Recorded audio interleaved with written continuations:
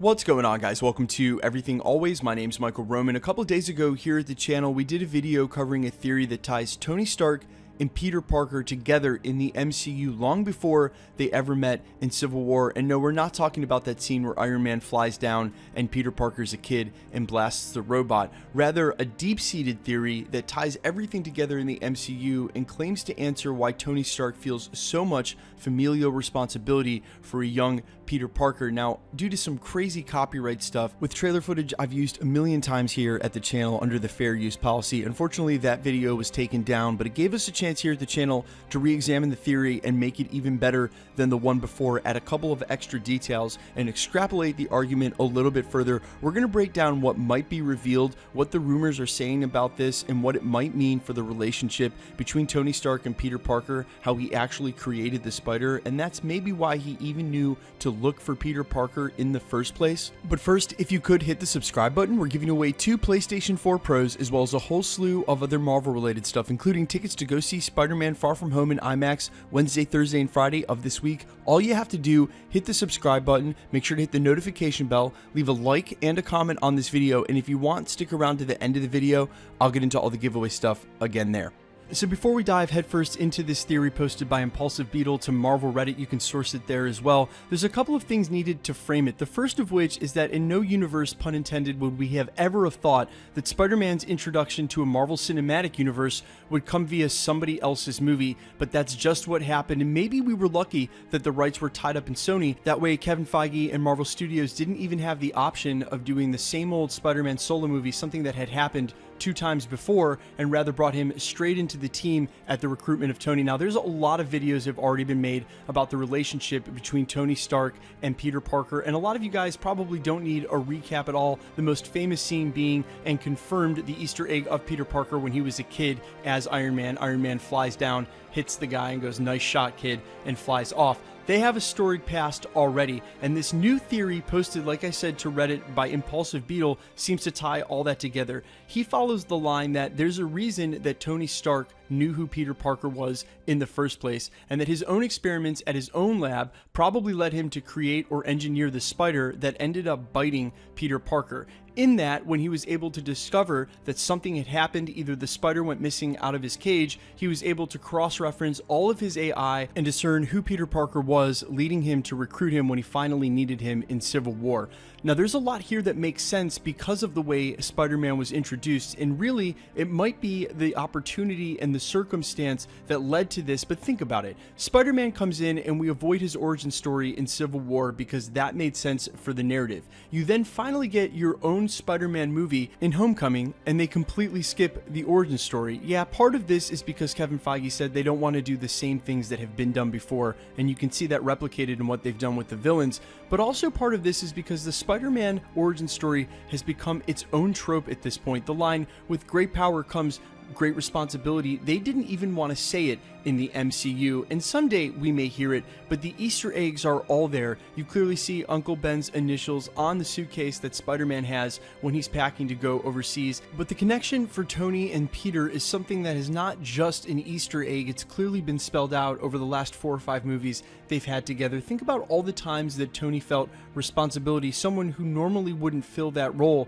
taking up a mentor role for Spider-Man. And even though there's something very deep going on in the familial bond between Tony Stark and Peter Parker, it's never clearly articulated. Now, I'd be remiss in not mentioning that scene in the original Homecoming movie between Peter Parker and Tony Stark for the first time in his bedroom, where they connect not only on the techie level, but when he asks him why he's doing it, there's something that happens there where they bond, but it goes deeper than that. And the fact is that this may be one of the most complicated and eloquent constructions of the "with great power comes great responsibility" trope. Think about this. If with great power, a spider engineered by Tony Stark creates Spider-Man, then with that great power comes the great responsibility of helping shape that person who gained all the powers due to your engineering. Now, clearly, Tony Stark is not the only person in the universe who could be out there doing science. The MCU has showed us a ton of people who might be capable of this, and the theory that this guy spelled out goes on to include Norman Osborn as a part of this, having something to do with what was ever going on back then. I don't think you have to conflate those two.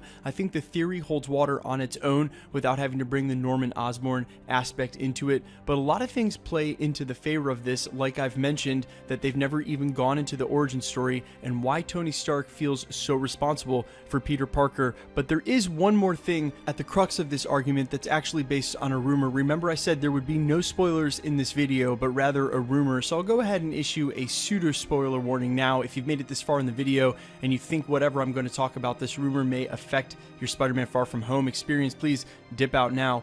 But there's a rumor that we're going to find out something life-changing and or monumental about Tony Stark, that some huge secret of what he was doing in that last phase is going to be revealed. This makes sense because this is the last movie in the Infinity Saga, and even though Tony Stark has passed away, he's undoubtedly the biggest character and the most central force during these first three phases. And even though Spider-Man Far From Home has a ton on its plate in answering what's going to happen with the time disparity for those who were snapped and unsnapped, what's going to happen in the world now that all these people are back, but lives have changed so much over the last 5 years, it's impossible to have a movie end these first three phases and not revolve around Tony Stark. Now, there's some other rumors out there as well that Mysterio used to work for Tony Stark, that he's now trying to fill the role of Iron Man. It's pretty obvious from the trailer whether he used to work for him or not, if there's any direct sort of jealousy going on. But that doesn't matter as much as one single aspect of this entire argument, something that kept coming up over here at Camp Everything Always as we discussed this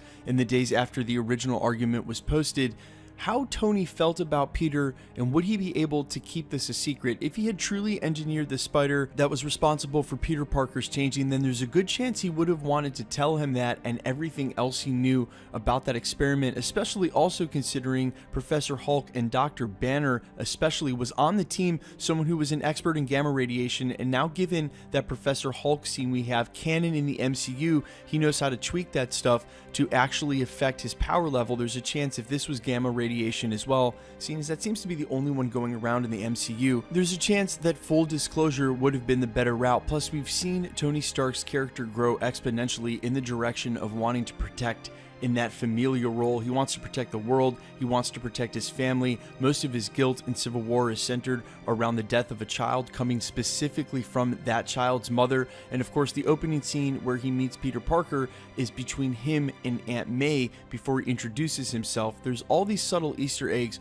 all over for him wanting to be that parent figure, and of course the metaphorical Uncle Ben that we still know exists in the MCU but didn't exist on screen. Rather, that mantle was carried by Tony Stark, as if he didn't have enough mantles to carry already. More likely though, he would have told Peter if he knew the specifics of his creation. Look, Tony Stark has shown himself to be a mad scientist on screen more than one time, actually several times throughout the MCU, but since day one thing that's been true to his character is transparency and honesty. He couldn't lie to the public and not claim he was Iron Man, whether that's ego or not aside. And the rest of the times too, when he was hacking S.H.I.E.L.D., when he wanted them to sign the Sokovia Accords, Tony Stark has never had a problem being honest, and I think his bond with Peter would have led him to tell him everything he knows had he created that spider. Either way, the responsibility and affection that Tony Stark has felt for Peter Parker this entire time is undeniable, and if it leads to the conclusion that he was ultimately the reason that Peter Parker turned into Spider-Man,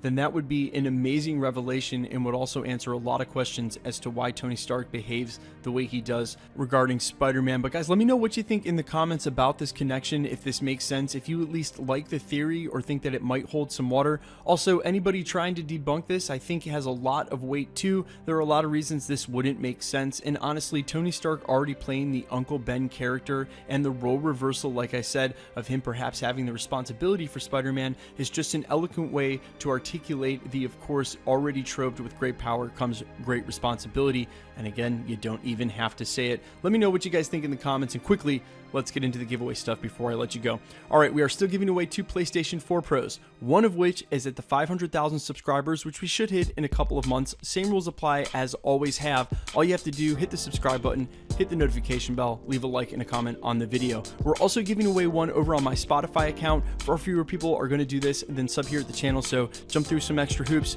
greatly increase your odds of winning a PlayStation. Just follow the link down in the description in the comments below. Follow my account, All Fires, on Spotify, stream the song, screenshot that, then send the screenshot to everythingalwaysyT@gmail.com. Again, far fewer people are going to do this than sub here at the channel. If you want to win the PlayStation or any of the tickets we'll be giving away all 3 days, Wednesday, Thursday, and Friday this week for Spider-Man Far From Home in IMAX, all you have to do, hit the subscribe button, then hit the notification bell, leave a like and a comment on this video, and the more videos that you like and comment on, the better chance you have of winning. My name's Michael Roman. This is Everything Always. Guys, thanks for checking out the channel, and stick around. We'll be posting again real soon.